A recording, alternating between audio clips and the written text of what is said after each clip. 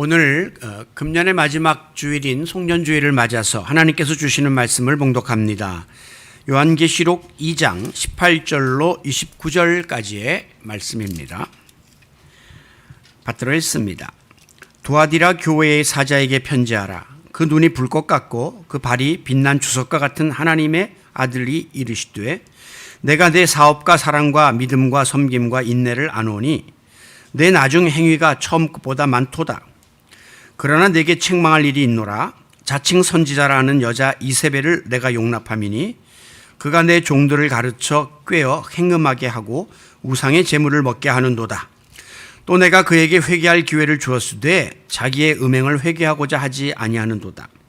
볼지어다 내가 그를 침상에 던질 터이요 또 그와 더불어 간음하는 자들도 만일 그의 행위를 회개하지 아니하면 큰 환난 가운데에 던지고 또 내가 사망으로 그의 자녀를 죽이리니 모든 교회가 나는 사람의 뜻과 마음을 살피는 자인 줄 알지라. 내가 너희 각 사람의 행위대로 갚아 주리라. 두아디라에 남아있어 이 교훈을 받지 아니하고 소위 사탄의 깊은 것을 알지 못하는 너에게 말하노니 다른 짐으로 너에게 지울 것이 없노라. 다만 너에게 있는 것을 내가 올 때까지 굳게 잡으라. 이기는 자와 끝까지 내 일을 지키는 그에게 만국을 다스리는 권세를 주리니 그가 철장을 가지고 그들을 다스려 질그릇 깨뜨리는 것과 같이 하리라. 나도 내 아버지께 받은 것이 그러하니라. 내가 또 그에게 새벽별을 주리라. 귀 있는 자는 성령이 교회들에게 하시는 말씀을 들을지어다. 아멘. 금년을 마지막으로 보내는 송년주일입니다. 세월이 살같이 빠르다 하는 말이 있듯이 정말 이 활시위를 떠난 화살이 휙 하고 눈 깜짝할 사이에 멀리 날아가고 마는 것과 같은 빠른 세월의 흐름을 의미하는 말입니다. 일단 날아간 화살은 다시 되돌아오지를 않는 것이 또한 이치이고 세월도 마찬가지로 일단 흘러간 세월은 다시 우리가 돌이킬 수가 없는 그런 상황이 되고 마는 것이죠. 또한 세월 앞에 장사가 없다는 말이 있듯이 나이가 들면 모든 것이 약해지고 쇠해지고 어려워지는 것을 우리가 느끼게 됩니다. 이 같은 사실을 잘 묘사한 성경 말씀이 바로 시편 90편 10절의 말씀이죠. 우리의 연수가 70이요 강건하면 80이라도 그 연수의 자랑은 수고와 슬픔뿐이요 빠르게 지나가니 마치 날아가는 것 같나이다. 안 그래도 날아가듯이 빨리 흘러가는 세월인데 그 삶의 내용조차도 수고롭고 힘들어서 우리가 참 고달프게 인생을 살아가는 경우가 많은 것이 우리의 현실이죠. 7080 가요 중에 이런 노래가 있습니다. 가는 세월 그 누구가 잡을 수가 있나요? 흘러가는 시냇물을 그 누구가 막을 수 있나요? 정말 세월이 흘러가는 것, 이것은 잡을 수 없고 인간이 인위적으로 막을 수가 없는 불가항력적인 이치입니다. 자, 그렇다고 해서 우리가 신세 타령만 하면서 마냥 주저앉을 수만은 없는 것이죠.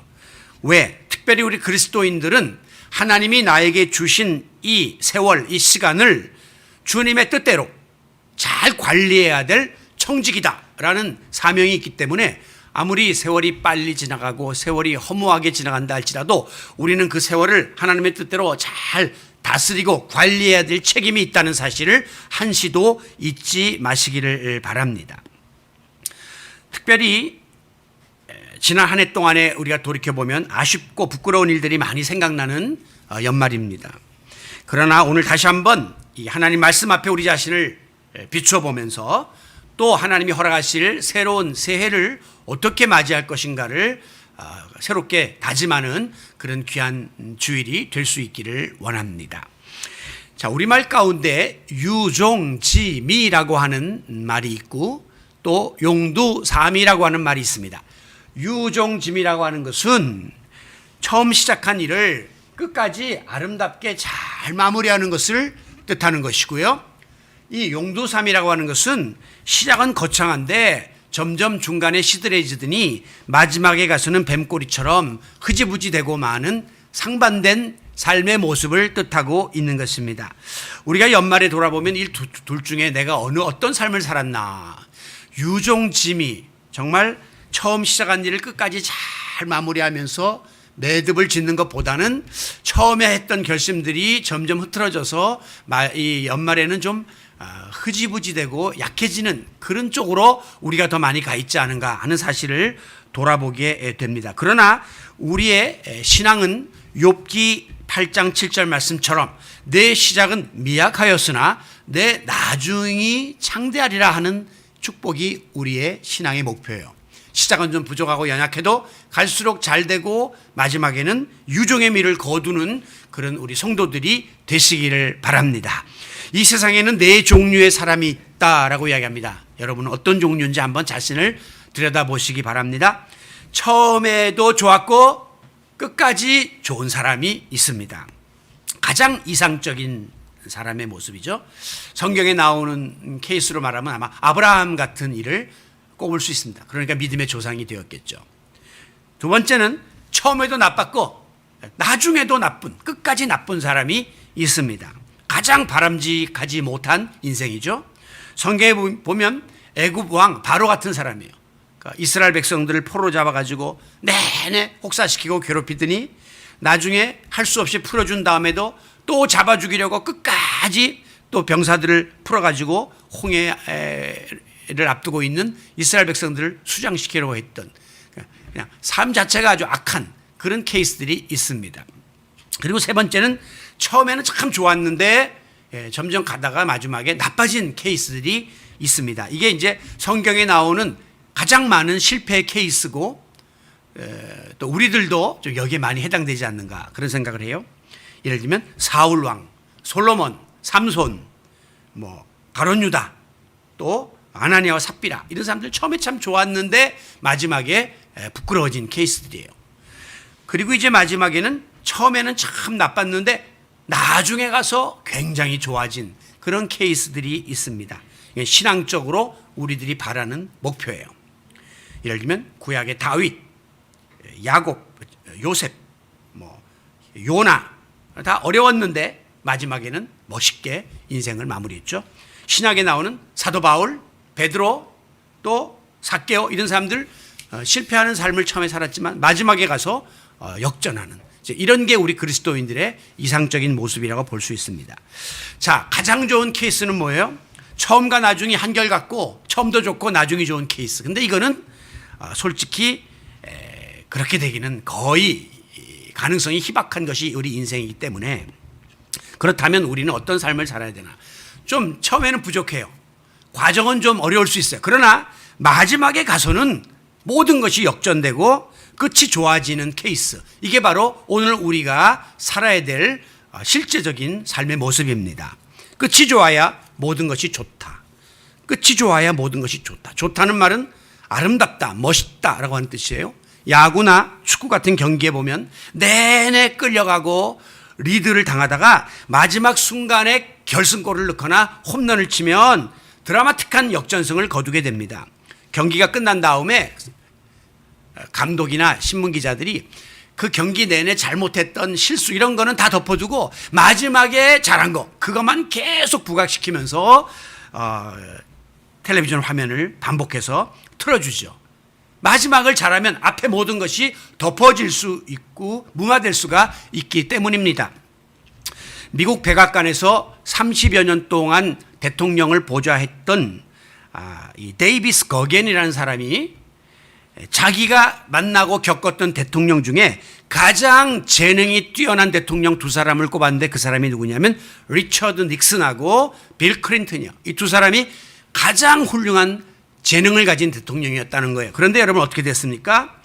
닉슨은 워터게이트 사건에 연루돼 가지고 중도에 탄핵을 당하고 하차했습니다. 빌 클린턴은 루인스키 스캔들에 걸려서 탄핵 기소되어서 불명예스럽게 도장을 찍혔습니다. 자, 가장 재능이 뛰어나고 훌륭한 능력을 가진 사람들인데 그런 사람들이 마지막에 부끄러움을 당하고 불명예를 당하더라는 것이죠. 여러분 마지막이 좋아야 되는 겁니다. 좀 부족해도 좀 연약해도 지금 대선 후보들도 있지만 좀 역량이 모자라는 것 같아도 정말 어떻게 나라를 사랑하는 마음이 누가 더 뜨겁고 어떻게 이 나라를 마지막에 잘 끌어갈 것인가. 여기에 이제 우리 모든 유권자들의 판단이 달려 있는 것이죠. 여러분, 사람은 모름지기 처음보다 끝이 좋아야 합니다. 우리 인생을 살다 보면 처음보다 나중이 달라지는 사람 참 많이 만납니다. 뜨거웠던 사랑 때문에 결실을 맺어서 결혼했는데 그것이 변질되어서 사랑이 미움으로 바뀌는 그런 일들이 있죠. 신실했던 충성파들이 중도에 변질되어서 많은 혼란을 야기시키고 또 어렵게 만드는 케이스들이 있습니다. 그렇게 겸손했던 사람이 나중에 교만에 빠져가지고 타락하는 사람들도 있습니다. 여러분, 이렇게 처음과 나중이 달라지면 불행해집니다. 우리의 신앙 여정 속에서도 처음 출발했던 이들이 끝까지 가지 못한다든가 처음에 내가 품었던 신앙의 열정을 마무리 짓지 못하는 그런 부끄러운 행태를 보일 때가 있는데 그 이유가 뭐냐면 믿음의 뿌리가 깊숙이 내려있지를 못하기 때문에 견고한 신앙의 나무를 세우지 못하니까 조금만 시험이 오고 조금만 어려운 이야기가 들리면 그냥 뿌리채 뽑혀서 넘어가게 되고 변질되고 마는 것입니다. 그러나 처음에 진실했고 충성스러웠고 겸손했던 그 마음을 끝까지 변함없이 지키게 되면 하나님께서 그 사람을 인정해주고 사람들도 그를 존경하고 신뢰하고 교회 공동체 안에도 선한 영향력을 끼치는 귀한 자리매김을 할 수 있게 되는 것입니다. 그러므로 우리 성도들은 시작부터 끝까지 예수 그리스도를 내 마음속에 모시고 성령의 인도하심을 따라 살기를 힘써야 합니다. 문제는 이 같은 사실을 우리가 배워서 잘 알고 있는데도 불구하고 왜 지금 나는 매년 연말만 되면 그렇지 못한 모습으로 이렇게 흔들리고 변질된 모습으로 서 있는가라고 하는 질문입니다. 그것은 초지일관, 처음에 뜻을 세웠는데 그것을 끝까지 밀고 나가는 힘이 우리에게 없기 때문입니다. 시종여일, 처음부터 끝까지 한결같지 못한 변덕을 우리가 부리기 때문에 우리가 항상 연말에 가면 끝이 안 좋은 결실을 맺고 마는 것입니다. 여러분, 우리가 이 매년 이맘때가 되면 가장 많이 느끼는 아쉬움이 뭐예요? 연초에 내가 품었던 그 결심, 이런 것들이 자꾸 약화되는 거죠. 그래서 연말이 돼서 우리가 들여다보면 야, 내가 뭐 요거밖에 안 되나? 내가 왜 이렇게 부족하나? 이런 마음들이 우리에게 들 때가 얼마나 많은지 모릅니다. 오늘 우리가 이 송년주의를 맞으면서 처음과 끝이 한결같지 못한 연약함을 반성하고 처음에 먹었던 각오를 내가 끝까지 지키고자 결심하면서 다음 두 가지를 결단하며 각오를 새롭게 하기 원합니다. 자, 끝까지 잘 지켜야 될 첫 번째 자세는 바로 회개의 자세입니다. 오늘 18절에 보면 그 눈이 불꽃 같은 하나님의 아들이라고 우리 예수님을 묘사하고 있습니다. 눈이 불꽃 같다, 밝다는 거죠. 다 꿰뚫어 본다고 하는 것입니다. 우리 주님은 우리 개인의 속마음을, 생각을, 은밀한 행위를, 신앙의 상태를 훤히 들여다보고 계십니다. 자, 사람은 아무리 똑똑하고 예민하고 또 보는 눈이 있다 할지라도 그냥 겉으로 드러나는 말, 행동, 그거 보고 평가하는 것 외에는 방법이 없어요. 진짜 무슨 독심술이 있어서 성도들의 마음을 꿰뚫어 보지 않고서는 여러분들이 저에게 들려주시는 그 형편, 또 여러분들에게 나타나는 어떤 행동, 이런 걸 보고 목회자도 성도들을 평가할 수밖에 없는 한계가 있다는 거예요. 그러다 보니까 이제 우리가 많은 실수를 하게 되죠. 겉보기는 굉장히 성실해 보이고 충성스러워 보이고 잘하는 것 같았는데 나중에 보니까 아닌 일들이 생겨나서 이제 우리가 때때로 낙심을 하기도 하고 또 배신을 당하기도 하는 겁니다. 그러나 우리 주님은 사람을 외모로 취하지 아니하시고 중심을 들여다보시되 불꽃 같은 눈으로 헤아리고 계신다라고 말씀하고 있습니다. 자, 우리가 언제 어디서 어떤 상황에서 일반적으로 죄를 짓습니까? 대낮에 도둑들이 집에 드는 일은 거의 없습니다. 시커먼 밤중에 집주인이 다 잠에 빠졌을 때 그때 도둑이 드는 거예요. 왜? 아무도 안 본다고 생각할 때, 사방이 밀폐된 방에 들어갔을 때 대부분 거기에서 죄를 짓게 됩니다. 왜? 인간은 동서남북 이렇게 사방만 돌아보는 한계가 있기 때문에. 그러나 분명한 것은 위에서 지금 나를 내려다보고 있다고 하는 사실을 깨달아야 돼요. 요새는 CCTV가 발달돼 가지고 뭐 한번 사건이 터지면 조사하면 누가 뭐 핸드폰 밖에 던진 것까지도 다 찾아내잖아요. 예? 대부분 사람들은 이렇게 주변만 보고 아무도 없으면 안 보니까 하고 내가 죄를 짓지만, 항상 그리스도인은 위에 계신 하나님이 내려다보고 계시고 심지어 불꽃 같은 눈으로 살피고 있다는 사실을 깨달으면 우리가 하나님 앞에서 범죄하는 일을 함부로 행할 수가 없게 됩니다. 오늘 본문 23절에 보면 나는 사람의 뜻과 마음을 살피는 자인 줄 알지라. 우리 마음을 다 살피고 있다는 겁니다. 시편 139편에 보면 주께서 나를 샅샅이 살펴보시며 훤히 알고 계신다라고 했습니다. 어느 정도냐? 내가 앉았을 때나 섰을 때나 길을 가거나 누워있거나 멀리서도 내 생각을 아시며 내 모든 행실을 다 살피고 알고 계십니다 라고 했습니다. 심지어 내가 혀를 놀려 아무 말을 하지 않아도 내가 무슨 말을 할 것인가 조차도 하나님은 알고 계신다라고 했습니다. 우리는 상대방이 나에게 말하지 않는 한 그 사람의 상황을 모르지만 하나님은 내가 혀를 놀려 말을 내뱉지 않아도 우리 마음에 지금 어떤 말을 하려고 하는 것조차도 알고 계신다는 거죠. 여러분, 그런데 불행하게도 우리 인간은 선을 행하는 일보다 악을 행하는 일을 더 좋아하고 악을 행하는 일에 더 민첩합니다. 죄성이 있기 때문에. 그러니까 가만히 내버려두면 우리 인간은 자연스럽게 범죄의 구렁텅이에 빠질 수밖에 없는 거예요. 그렇기 때문에 우리 사람이 아예 죄를 짓지 않고 산다, 성자처럼 산다는 것은 불가능해요. 육신을 입고 있는 한. 그러나 수시로 이 유혹이 들어오고 또 나를 꼬여내는 이 죄와 더불어 내가 싸우고 또 죄 짓지 않으려고 노력하고 몸부림치는, 그리고 내가 죄를 졌다면 하나님 앞에 고백하고 회개하는 이런 자세를 갖는 것은 우리 그리스도인들에게 필요한 것입니다. 하나님 모르는 사람은 죄에 대해서 무방비 상태로 있습니다. 그래서 죄의 노예가 되어가지고 사탄이 이끄는 대로 하고 싶은 대로 다 하고 다 먹고 다 놀면서 산단 말이죠.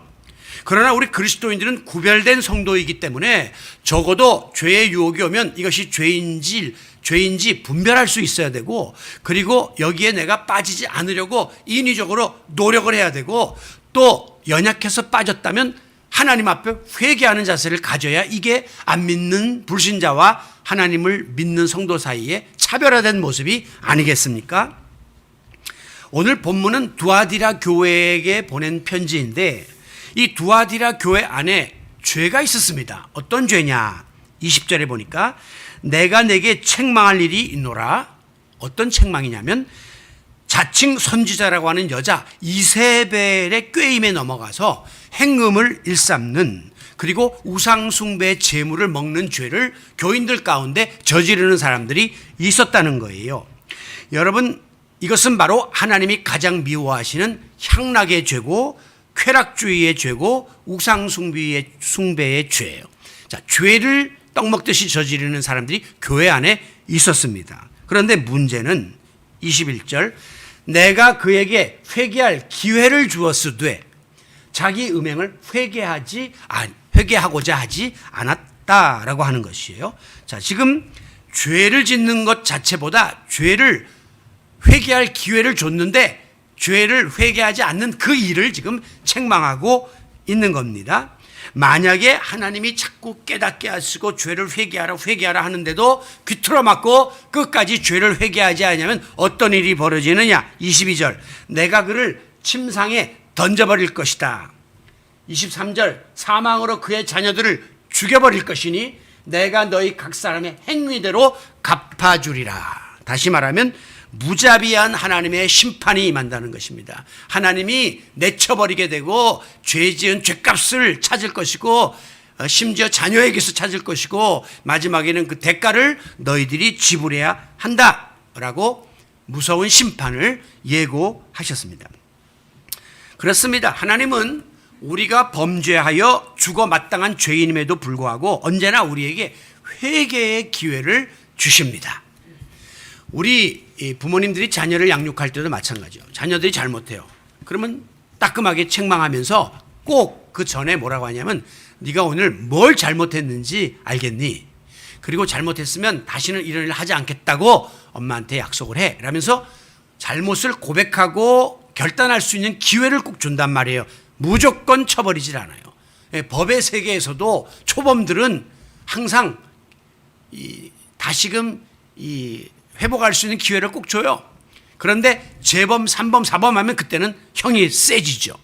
꼭 기회를 준다는 것이죠. 여러분, 그래서 우리 하나님이 참 좋으신 하나님이에요. 만약에 하나님께서 저와 여러분이 죄를 짓는 족족 그냥 쳐버리고 처벌하시고 회개의 기회를 안 주셨다면 오늘 저와 여러분은 여기에 살아남지 못했을 것입니다. 그런데 감사하게도 회개의 기회를 주셔서 또 하나님 앞에 회개하고 또 하나님이 두 번째 기회를 주셔서 우리가 다시금 일어서서 또 하나님이 맡겨주신 사명을 감당하고 있는 것이죠. 그러므로 우리는 하나님이 우리에게 주시는 이 회개의 기회를 항상 감사하게 여겨야 합니다. 너무 소중한 것이잖아요. 그냥 잘못해서 실수했는데 그걸 그냥 쳐버리는 것보다 회개하라.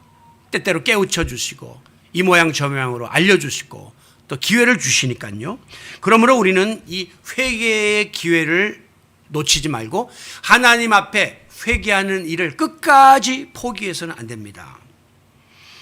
성경에 보면 똑같이 죄를 범했지만 회개의 기회를 붙잡으면 용서받고 구원받아요. 예를 들면 삭개오, 민족들의 자기 동족들의 피를 빨아먹던 나쁜 탐관오리였습니다. 그러나 그가 예수님 만나서 회개의 기회를 찾으니까 자기의 착취한 것들을 다 내배나 갚고 그리고 하나님 앞에 구원받는 성도가 되잖아요.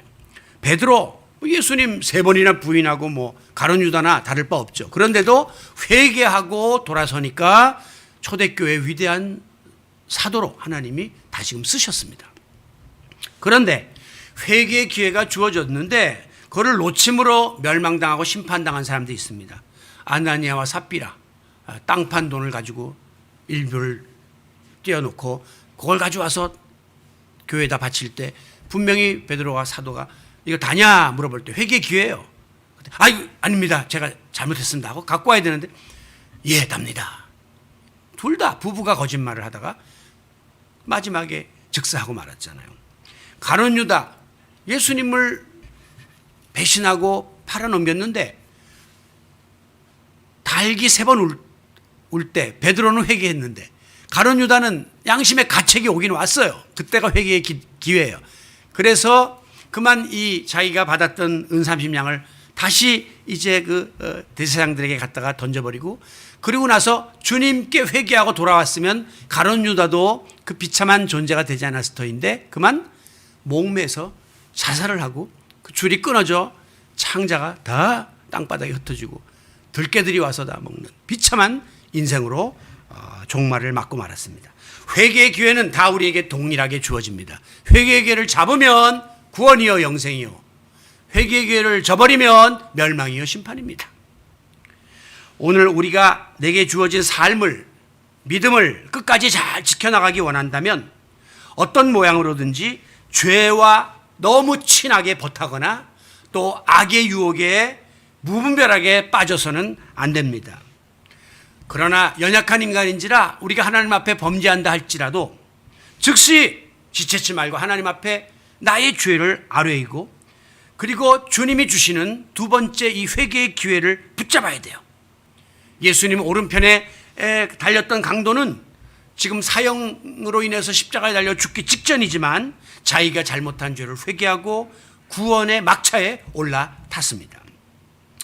여러분, 오늘 우리에게는 누구나 실족하고 또 범죄할 수 있는 가능성이 다 우리 앞에 놓여 있습니다. 그러나 어떤 의미에서는 실패하고 실족하는 것보다 회개가 우리에게는 더 중요한 거예요. 실패와 실족은 안 할 수 없는 죄성이 있기 때문에 인간이 번번이 이런 자리에 빠지지만 회개하지 않으면 죽음의 자리, 멸망의 자리에 빠지게 되고 말 것입니다. 그러므로 오늘 본문에 보면 만일 자기의 죄를 회개하지 아니하면 저렇게 침상에서 내팽개쳐지고 행위대로 보응을 받을 것이지만 자기의 죄를 회개하고 진심으로 돌아서면 24절에 보면 두아디라에 남아있어 이 교훈을 받지 아니하고 이세벨의 음행을 거부하고 사단의 깊은 것을 알지 못하는 너에게 말하노니 사탄의 유혹에 빠지지 않은 자들은 다른 짐으로 너에게 지울 것이 없노라. 심판하지 않겠다는 거예요. 다른 짐을 지우지 않겠다. 처벌하지 않겠다라고 분명하게 약속하고 있습니다. 죄에서 돌이켜 회개하면 용서받고 모든 것들이 없었던 것으로 여겨주시겠다고 약속하고 있는 것이죠. 자, 우리 모두는 금년 한 해를 돌아보면서 하나님 앞에 내가 바로 살지 못했던 부끄러운 죄악들 많이 생각납니다. 또 더 괴로운 것은 이게 매년 반복되는 죄예요. 이게 10년 전에 짓던 죄가 아직도 남아있고 작년 이맘때 송구영신 때에 하나님 앞에 결단했던 죄가 여전히 아직까지 머리를 쳐들고 이렇게 내 마음을 지배하는 모습을 볼 때 우리가 너무 부끄러워요. 하나님 앞에 죄송하고 그래서 어떤 사람은 그것을 숨기려 하거나 그냥 슬며시 뭉기려고 하는데 아닙니다. 죄를 회개하되 끝까지 나의 모든 죄를 드러내고 하나님 앞에 낱낱이 회개함으로 이 해가 다가기 전에 죄사함 받고 죄에서 자유를 누리는 성도 여러분들이 되시기를 바랍니다. 자, 우리가 끝까지 잘 감당해야 될 또 하나의 자세는 바로 충성된 자세입니다. 19절 내가 내 사업과 사랑과 믿음과 섬기가 인내를 아노니 내 나중행위가 처음 것보다 많도다. 내 나중행위가 처음보다 훨씬 더 훌륭하고 좋고 내 마음에 합하도다 라고 하는 칭찬의 말씀을 이 두아디라 교회 교인들이 받았습니다. 여러분, 두아디라 교회 교인들이 앞서 책망받을 부분도 있었지만 그건 일부였고요. 대부분의 성도들은 이 믿음의 사역을 감당하는 데 있어서 처음보다 나중이 좋아지는 제가 처음에 설명했던 이 유종의 미를 그들은 거두고 있었다고 하는 것입니다. 그래서 주님의 칭찬을 받았습니다. 즉 하나님이 맡겨주신 주의 일을 하거나 사명을 감당하는 데 있어서 처음부터 끝까지 초지일관, 시종여일, 변함없이 한결같은 자세로 주의 일을 감당했다고 하는 의미입니다. 저도 이제 어느덧 은퇴가 가까워 오는 이제 원로급의 노예에 가면 속하고 있는데요. 제 위에 거의 없어요. 이제 제가 최고참이 되고 있는데 우리 목사님들을 보면 평생 동안 교회를 섬기고 또 주의 일에 헌신하고 참 성실하게 목회를 해놓고도 마지막에 이제 은퇴 1년, 2년 남겨놓고 그 은퇴 과정에서 참 어려움을 끼치는 분들이 많습니다. 불행하게도 우리 주변에, 저 주변에 그런 분들이 오히려 더 많아요.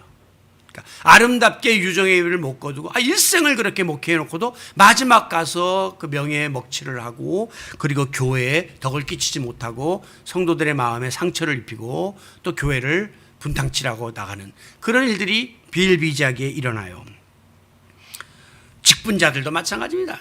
교회에서 하나님이 묵묵히 겸손히 주를 섬기라고 직분 줬는데 끝까지 잘 감당하지를 못하고 중간에 어려움을 교회에 야기시키는 것, 이건 참 불행한 일이 아닐 수 없는 것이죠. 여러분, 우리가 신실한 일꾼이 되려면 주의 일은 물론이거니와 여러분의 가정생활 또 사회생활 인간관계에 이르기까지 주님이 내게 맡겨주신 그리스도인으로서의 책임을 감당하되 끝까지 잘하셔야 돼요.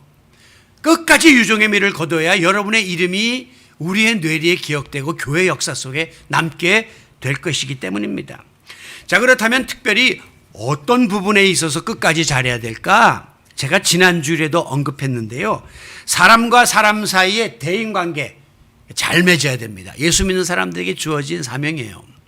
그리고 우리와 물질과의 어떤 관계를 깨끗하게 잘 맺어야 됩니다.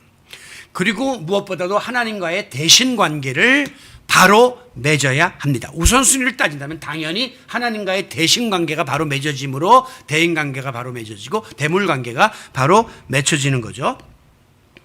그런데 여러분, 특별히 우리 그리스도인들이 순서를 바꿔서 이 세상에 살면서 맺게 되는 인간관계에서 여러분들이 그리스도의 향기를 드러내셔야 됩니다. 여러분들이 예수의 편지 노릇을 하셔야 돼요. 안 믿는 주위의 우리 이웃들은요, 복음을 잘 몰라요. 예수님을 잘 몰라요. 그러나 예수 믿는 우리는 알아요. 그래서 우리가 그 사람에게 일상생활 속에서 하는 언어와 행동을 보고 아이고 이게 예수의 냄새가 나는구나, 이런 게 예수 믿는 사람의 매력이구나, 이렇게 해야 된다는 것이죠. 그렇기 때문에 여러분들이 이 삶 속에서 정말 안 믿는 사람과의 관계성 속에서 내가 하나님의 자녀다라는 사실을 입증함으로 그것이 복음 전도에 굉장히 도움이 되고 유익을 끼치게 된다는 사실을 아셔야 돼요. 반대로 여러분이 이 썩는 냄새를 내고 쉰내를 내면 그게 어떤 걸 통해서 그렇습니까? 신의를 깨트리고 사람이 변덕을 부리고 또 성품이 화를 내고 이런 인간관계를 하면 다른 사람들이 예수 믿는다는 사람이 저래? 난 교회 안 가.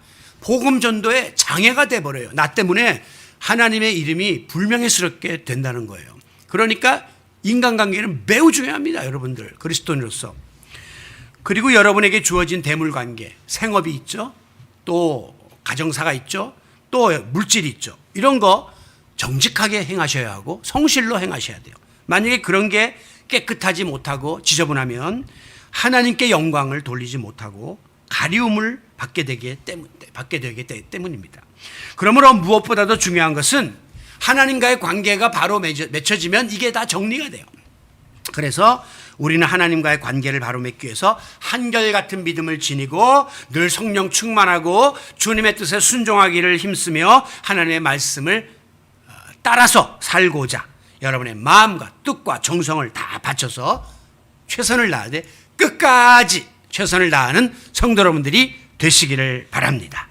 여러분, 우리가 이 앞서 말씀드린 것처럼 초지일관하지 못하고 시종여일하지 못한 그런 약점을 지니고 있다고 했는데 이것이 신앙생활에도 그대로 나타납니다. 교회 생활에도 그대로 나타나서 우리가 불충하는 그런 주님의 자녀가 되어서는 아니 됩니다. 요한계시록 3장 14절에 보면 예수님을 가리켜서 충성되고 참된 증인이시오. 우리 예수님 자체가 충성된 분이고 진실된 분이세요. 히브리서 3장 5절에 보면 모세와 같이 예수님도 하나님의 온 집에서 종으로 신실하였으며 우리 예수님도 하나님의 종으로서 신실하게 사명을 감당했다고 하는 것입니다. 충성, 신실, 뭐예요? 믿을만하고 변함이 없는 것을 뜻하는 것입니다. 마태복음 25장에 보면 달란트 비유가 나오는데 주인이 훗날에 와가지고 정산을 할 때 최선을 다한 종에게 뭐라고 얘기합니까? 착하고 충성된 종아, 내가 작은 일에 충성하였으니 많은 것을 너에게 맡기겠다라고 말씀합니다. 여러분, 오늘 주인이신 우리 하나님께서 우리에게 맡겨주신 사명이 있습니다. 그것이 작아 보이든 커 보이든 그것은 중요한 것이 아니에요. 하나님의 일이라고 하는 그 사실을 인지하고 무조건 끝까지 충성스럽게 감당해 나가는 성도 여러분들이 되시기를 바랍니다. 자, 이렇게 우리가 끝까지 회개의 줄을 놓치지 아니하고 끝까지 충성하게 되면 마지막에 보상이 주어지는데 하나님 나라의 상급이 있다라고 오늘 본문은 말씀하고 있습니다. 이기는 자와 끝까지 내 일을 지키는 그에게 만국을 다스리는 권세를 주겠다라고 했습니다.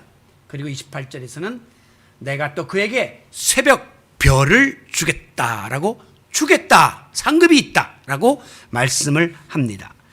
여러분, 여기서 말씀하는 새벽별은 예수 그리스도를 뜻하는 거예요. The bright morning star, 반짝이는 새벽별. 예수 그리스도를 우리에게 준다는 말은 뭐냐면 주님이 당신 자신을 우리에게 주겠다는 것은 하나님 나라의 상급을 우리에게 베풀어 주겠다고 하는 약속의 말씀입니다. 우리가 어린 시절에도 공부 잘하면 선생님이 숙제 잘하면 별을 갖다가 이렇게 많이 그려주잖아요. 참 잘했어요, 별. 군대에서 가장 높은 사람은 별을 상징하고 높은 그런 권위를 이야기하잖아요. 예수님을 새벽 별이라고 한 것은 그런 놀라운 상급, 특권을 우리들에게 주시겠다고 약속하고 있습니다. 요한계시록 2장 10절에도 보면 내가 죽도록 충성하라. 그리하면 내가 생명의 면류관을 너에게 주리라. 임직자들 임직할 때 항상 폐 밑에 써붙이는 말씀이에요. 죽도록 충성하라. 끝까지 최선을 다하여 주를 섬기라. 그리하면 설령 사람들은 인정해 주지 않고 교회에서는 혹시라도 인정해 주지 않는다 할지라도 중요한 것은 내가 하나님께서 생명의 면류관, 교회에서 주는 감사패 그런 거랑 비교가 되지 않는 생명의 면류관을 내게 주리라 라고 약속하셨습니다. 저도 감사패나 무슨 패 많이 받아봤습니다. 지금 하나도 없습니다. 우선 세월이 흐르면 다 녹이 슬고 나중에 흉물이 돼요. 버려요. 인간들의 인정은 별로 중요한 것이 아니에요. 근데 많은 직분자들이 교회에서 사람들이 나를 인정 안 해주는 것을 서운해하고 사람들의 칭찬을 받는 것을 기대하는데 그것은 참 어리석은 생각입니다. 생명의 면류관, 변치 않는 하나님이 주시는 인정을 받으면 그만이에요. 여기 죽도록 충성하라는 건 뭐예요? 내 생명이 끝나는 순간까지 충성하라. 또 내 생명을 다 바쳐서 충성하라. 그런 말씀이에요. 여러분 오늘 이 시대를 살고 있는 저와 여러분에게는 그 언젠가 예외 없이 삶의 마지막 순간이 다가오게 될 것입니다. 우리의 출생 알파 포인트가 있었기 때문에 마지막 우리의 죽음 오메가 포인트는 우리에게 누구에게나 옵니다. 자, 우리가 죽은 다음에는 세상 사람들은 그저 슬픔의 눈물 흘리고 갔다가 매장하면 끝나지만 우리 그리스도인들은 그 후에 하나님 앞에 우리가 서게 된다라고 하는 내세의 신앙을 우리는 가지고 있습니다. 하나님 앞에 섰을 때에 우리가 어떠한 소리를 들을 것이며 어떠한 평가를 받을 것이며 부끄러움과 수치를 당하지 않아야 된다는 사실을 우리는 한순간도 잊어서는 안 돼요. 그렇기 때문에 우리는 끝까지 잘해야 되고 끝까지 최선을 다해야 하는 것입니다. 자기밖에 모르는 삶을 살았던 아주 이기적인 청년이 어느 날 세상을 떴습니다. 장례식을 했는데 딸랑 조문객이 10명 2박 3일 동안 3일장 동안 10명밖에 안 왔다는 거예요. 여러분 이거 가능한 이야기입니다. 만약에 여러분이 아무하고도 관계 맺지 않고 어려운 사람 도와주지도 않고 또 무슨 다른 사람 장례식도 안 가고 그리고 혼자 자기 잘난 맛을 살아보십시오. 여러분 장례식 때 누가 거기 가서 눈물을 흘려주고 조의를 표하겠습니까? 10명 와도 많이 오는 거죠. 이 청년이 그런 삶을 사는 거예요. 그러니까 거기 온 조문객들이 슬퍼하면서 아유 이렇게 청년이 너무 일찍 세상을 떠서 안 됐네 라고 그 온 사람들은 혀를 찼습니다. 그런데 마틴 루터 킹 목사는 그 청년을 향해서 뭐라고 이야기했냐면 이 사람의 비극은 얼마 살지 못하고 짧은 인생을 살고 죽은 데 있는 것이 아니라 한 번도 제대로 살지 못하고 죽은 것이 비극이다라고 했습니다. 여러분 오늘 우리가 뭐 인생을 짧게 사냐 길게 사냐 부하게 사냐 가난하게 사냐 이런 게 중요한 것이 아니라 제대로 인생을 살아가고 믿는 사람답게 구실하고 어른 구실하고 성도 구실하고 이렇게 사는 것이 중요한 거예요. 바로 사는 것이 중요하다고 하는 것입니다. 오늘 그리스도인에게 바로 사는 삶은 무엇입니까? 하나님의 영광을 드러내는 것이고 아버지의 뜻을 삶 속에 실천하는 것이고 여러분 오늘도 나 자신을 쳐서 하나님의 뜻에 복종시키는 삶이 그리스도인의 바로 사는 삶인 줄로 믿습니다. 그러므로 오늘 여러분들은 장차 내가 하나님 앞에 섰을 때에 내가 어떤 모습으로 설 것인가 하는 것을 날마다 질문해야 됩니다. 여러분이 만약에 내세에 대한 확신이 있고 준비가 되어 있다면 우리에게 다가오는 죽음은 결코 두려움의 날이 아닙니다. 왜? 그날은 이제 우리가 하나님을 대면하는 날이요. 하나님이 예비하신 면류관을 받아 쓰는 상급을 받는 그런 즐겁고 행복한 귀한 길이 될 것이기 때문인 것이죠. 여러분 우리말에 끝이 좋으면 모든 게 좋다라는 말이 있다고 아까 말씀했죠. 여러분 끝이 좋아야 합니다. 제가 엊그제 국민가수라고 하는 이 프로그램의 결승전을 봤는데 수만 명이 여기 응해가지고 그중에 이제 한 명 1등을 뽑는데 이 박창근이라는 이 청년 50세더라고요. 이분이 이제 국민 가수가 됐는데 비하인드 스토리가 기가 막혀요. 23년을 무명 가수로 떠돌이 생활을 한 거예요. 23년 동안. 그러니까 벌이도 제대로 못하고 무대도 제대로 서지 못하고 변두리에서.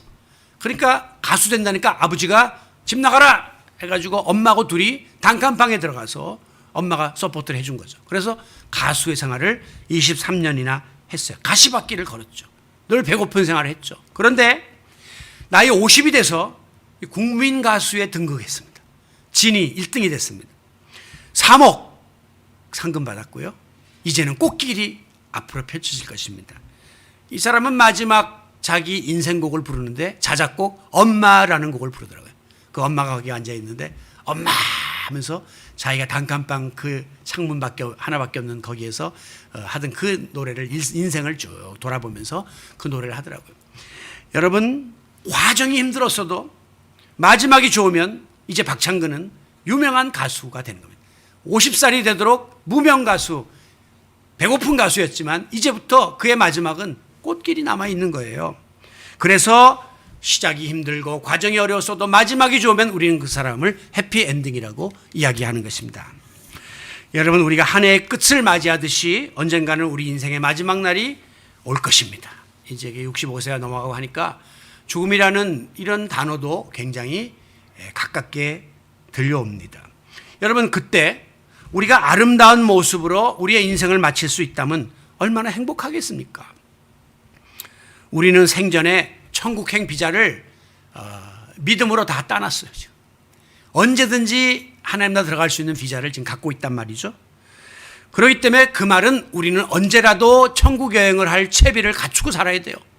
그 비자가 있는 사람은 언제든지 그곳에 들어갈 수 있는 특권이 있기 때문에 준비를 지니고 살아야 됩니다. 바라건대 하나님이 부르시는 그날이 언젠지 우리는 아무도 몰라요. 저는 최근에 두 분의 지인을 먼저 떠나보냈습니다. 한 분은 60살 먹은 목사님인데 이분은 소위 서울대 나오고 서울대 대학원을 나오고 무슨 영국의 옥스퍼드 대학을 나오고 미국의 프린스턴 신학교를 나오고 정말 이렇게 화려한 학력을 가진 사람이 없을 만큼 탁월한 분이었습니다. 그리고 한동안 유명 학원 강사로 활동하면서 어마어마하게 돈을 많이 쓸어모은 분이었습니다. 그분한테 신세를 지은 목사님 이야기를 들어보니까 신학교 때 너무 어려워서 등록금을 못 내는데 그분은 그 사회생활 하다가 이제 신학교 왔으니까 아무개 전도사 힘들어 통장 번호 불러줬더니 그 전액 학자금을 거기다가 넣어놨더라는 거예요. 너무너무 많은 사랑을 베풀었던 존경받는 분인데 그만 어떤 모임에 갔다가 나오시는데 그냥 뇌출혈로 쓰러지셨습니다. 그리고 한 주일 동안 헤어나지 못하다가 세상을 뜨셨어요. 너무 비통하죠. 제가 그때 도움을 받았던 그 목사님이 앞장서서 이제 이분의 장례를 치렀는데 정말 믿을 수 없는 일이 이제 벌어졌다라고 하면서 비통해 하더라고요. 엊그제 우리 노회 장로님 한 분의 부음을 들었습니다. 아주 엘리트시고 젊고 아직 60이 채 안 되신 것 같은데 그리고 또 홍콩을 드나들면서 보석 그런 관계를 하면서 참 성공하신 교회에서도 존경받는 3대째 할아버지, 아버지, 아들 장로 3대째 훌륭한 가문인데 그만 부산에 출장 가셨다가 심장마비로 세상을 떠났습니다. 야, 이것은 사람이 나이가 든다고 꼭 들어가는 것도 아니고 병들어서 꼭 가는 것도 아니더라고요. 이제는 죽음이 굉장히 우리에게 가까이 와 있는데 하나님이 부르시는 그날까지 이 땅에서 건강하게 사시고 행복하게 사시기를 바랍니다. 그리고 주 안에서 믿음 잘 지키고 또 선을 행하며 사시기를 바랍니다. 그리고 나중에 언젠지는 모르지만 소원이 있다면 때가 되면 사랑했던 이들 모아놓고 작별 인사 한번 할 수 있고 하고 갈 수 있으면 좋겠습니다. 그리고 될 수 있으면 고통 없이 갔으면 좋겠고요. 그리고 주변 사람들이 찬송을 불러주는 가운데 갔으면 좋겠고요. 더 좋은 것은 그나마 마지막까지 정신줄을 놓지 않고 천사들이 하나님 나라 앞에 나와 있네. 나를 위해서 환영의 노래를 부르고 있다. 얘들아 먼저 가니까 믿음 생활 잘 하다가 하늘에서 만나자. 그리고 잠자듯이 갔으면 하는 게 소원이에요. 근데 그 소원대로 될지 안 될지는 모르지만 기도하면 또 또 그렇게 이루어진답니다. 그러니까 죽음에 대한 기도도 해야 된다는 거죠. 어떤 할머니가 내가 추운 겨울에 안 가게 해줘서 이렇게 추우면 장례식 온 사람도 힘들고 땅 파기도 힘들고 다 힘드니까 따뜻한 봄날 가게 해주세요 라고 기도했는데 그만 따뜻한 봄날에 가셨다는 이야기도 들었습니다. 여러분, 우리가 이 하나님이 정해주신 이 삶을 살다가 믿음의 선한 싸움을 마치고 천국에 입성하는 그날 천군 천사들의 환영 나팔 소리와 함께 우리 하나님께서 두 팔 벌려 우리를 맞이하여 주실 것입니다. 그리고 앞서간 믿음의 선조들이 일렬로 도열해서 수고했어 라고 따뜻하게 우리를 안아주시면서 뜨거운 환영식을 펼쳐 주실 것입니다. 우리가 꿈에 그리던 베드로, 아브라함, 나는 바울이 이렇게 보고 싶은데 바울 사도도 만나고 주기철 목사님, 손양한 목사님, 신용규 목사님도 다 만나서 부둥켜 안고 제외하는 그날이 올 것입니다. 잘하였도다 착하고 충성된 종아. 그때 힘들었지? 그때 네가 막 넘어지려고 그러고 포기하려고 그러고 교회 떠나려고 그럴 때 내가 얼마나 너를 위해 기도했는지 알아? 네가 그만 목회 그만 포기하고 싶어하고 막 주저앉을 때 내가 눈물로 너를 위해서 기도했다라고 정말 놀라운 그 사랑의 대화들을 나누는 그날이 올 것입니다. 우리가 많이 부르는 찬양 중에 내 작은 손에 불 밝혀 들고서 이 세상 다시 오시는 내 주님을 맞으리. 내 무거운 짐 다 벗겨주시고 그 아름다운 금면류관 날 위에 예비하시리. 나 호흡 있는 동안에 나 생명 있는 동안에 나 주를 찬양하리라. 내게 생명 주신 주님은. 부족한 종 이제 정상적이면 5년 남았습니다. 또 우리 교회 20주년 하면 4년 남았습니다. 끝까지 유종의 미를 거두도록 눈물로 기도해 주시고 부족함을 사랑으로 품어주시고 끝까지 함께하는 우리 성도 여러분들이 되시길 바랍니다. 우리 교인들이 이제 고령화되기 시작합니다. 우리 가운데는 이제 조금 세월이 지나면 아무개 가셨다, 아무개 누구 가셨다 이런 이야기 들리겠죠. 그러나 우리는 가족같이 하늘나라의 소망을 가진 성도로서 참 끝까지 믿음 잘 지키고 아름다운 성도의 본을 보이다 가셨다고 기쁨으로 그를 보내드릴 수 있고 또 그분은 하나님 나라에서 놀라운 상급을 받아 누리는 그런 놀라운 축복이 우리 모두에게 임할 수 있게 되기를 주님의 이름으로 축원합니다. 금년 한 해 여러분이 달려온 경주의 내용이 좀 불만스럽습니까? 부족합니까? 부진했습니까? 낙심하지 마십시오. 하나님은 다 세우면 또다시 2022년을 우리들에게 선물로 주실 것입니다. 우리는 또 22년을 나의 달려갈 길을 끝까지 잘하면서 최선을 다하여 달려감으로 처음보다 나중이 좋아지는 복을 받아 누리고 또 하나님이 예비하신 생명의 면류관, 저는 꼭 그것이 면류관이 아니라도 좋아요. 저는 솔직히 큰 상급 없어도 좋아요. 그냥 하나님 앞에 설 수만 있다면 우리 모두가 얼마나 행복하겠습니까? 오늘도 그 믿음 가지고 끝까지 믿음의 여정을 달려나가는 우리 성도 여러분들이 되시기를 처음과 나중 되시는 예수 그리스도의 이름으로 축원합니다.